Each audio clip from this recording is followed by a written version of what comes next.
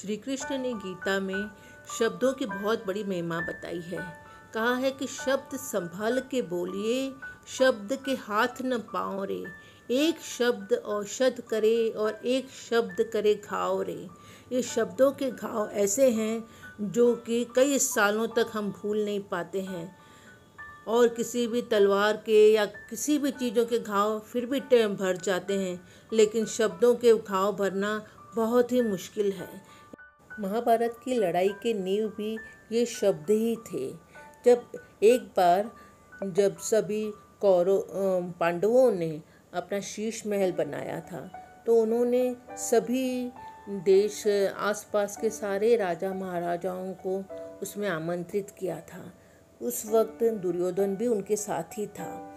उस पांचों पांडव द्रौपदी के साथ उन सबके स्वागत कर रहे थे। वो शीश महल था, तो उसके पता नहीं चल रहा था कि अंदर रिफ्लेक्शंस आ रहे थे। तो जैसे ही दुर्योधन अंदर आया, तो वो रिफ्लेक्शन की वजह से वहाँ पे ऐसे मायावी इमेजिनरी बनाया हुआ था कि उसे पता नहीं चला और वो गिर पड़ा। इस पर द्रौपदी हंसने लगी और उन्होंने हंसते हंसते कहा कि अंधे का बेटा अंधा। ये दो शब्द थे। वो दुर्योधन को ऐसे अंदर चोट कर गए, ऐसे उनको अंदर घाव कर गए कि उन्होंने उसका बदला लेना चाहा। उन्होंने अपने सारे राज्य उस जुए के खेल में हरा दिए, यहाँ तक कि उनकी इकलौती पत्नी को भी उन्होंने जुए के खेल में हरा दिया। बदले की आग में दुर्योधन ने द्रौपदी को बालों से पकड़कर सभा में लेकर आने का आदेश दिया और उनके वस्त्र हरण करने की कोशिश की, लेकिन द्रौपदी की लाज श्री कृष्ण ने रख दी। उनके पांचों पांडवों ने भी उनकी रक्षा नहीं कर पाए। दुर्योधन ने सभी पांडवों को अपने परिवार सहित 14 साल के वनवास की सजा सुनाई, क्योंकि वो उस बदले की आग को शांत नहीं कर पा रहा था।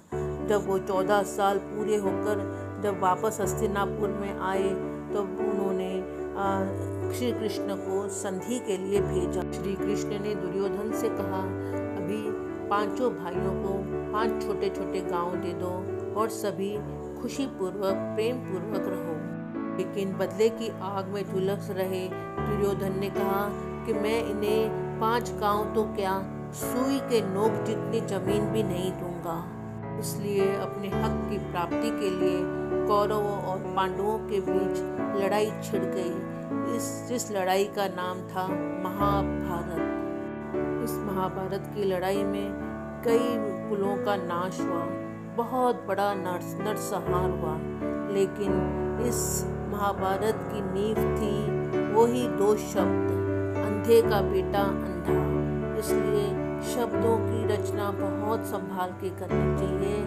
ये ही शब्द है जिसे शब्द जो पॉजिटिव बोलेंगे तो हमें औषधि का काम करेंगे, और यही शब्द हैं अगर नेगेटिव बोलेंगे तो ऐसे घाव कर देंगे जो भावी हमें भोगनी पड़ेगी और जिसका परिणाम बहुत बड़ा दुखदायी होगा।